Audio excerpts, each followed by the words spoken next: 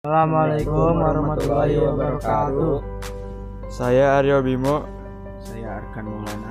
Saya Poja Najima. Saya Muhammad Mikdad. Sini kami akan menjelaskan pembelahan sel mitosis dan meiosis.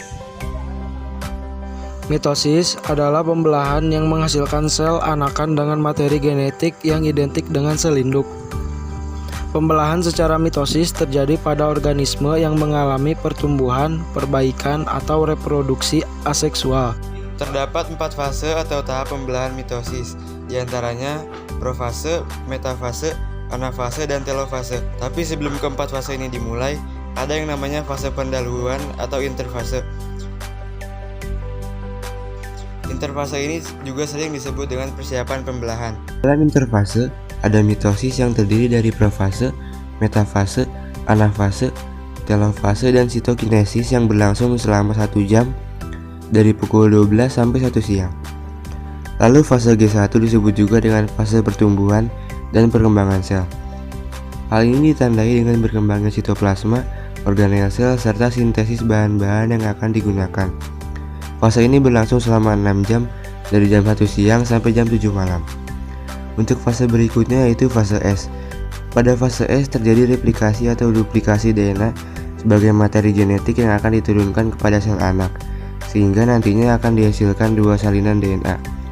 Fase ini berlangsung dari jam 7 malam sampai jam 7 pagi. Fase terakhir yaitu fase G2. Replikasi DNA telah selesai. Terjadi peningkatan sintesis protein sebagai tahap akhir persiapan sel untuk melakukan pembelahan.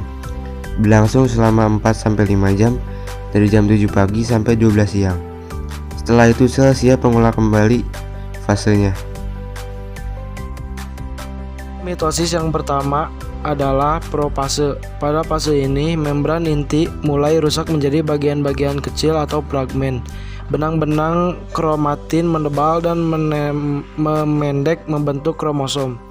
2 yaitu metafase. Pada tahap metafase terjadi penyebaran kromosom tepat di bagian tengah sel.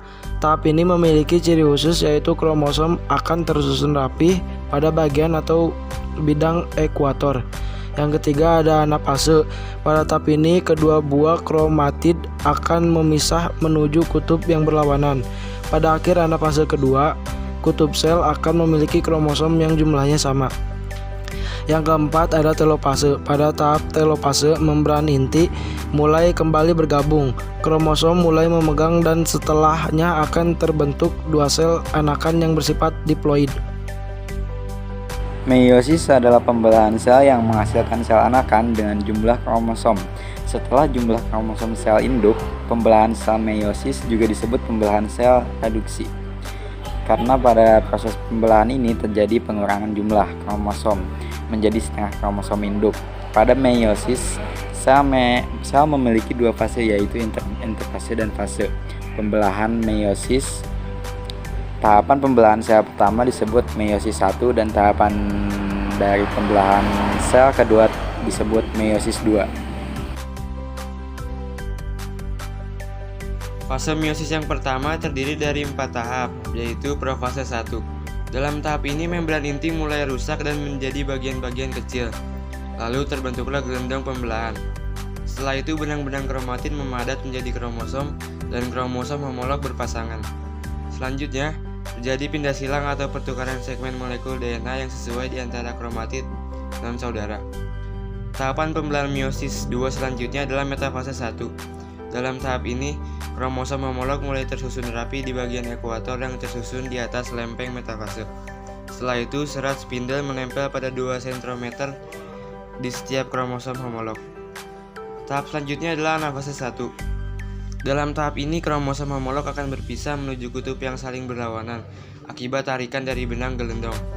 Selain itu, di tahap anafase 1 juga akan terjadi reduksi kromosom. Yang terakhir adalah telofase 1.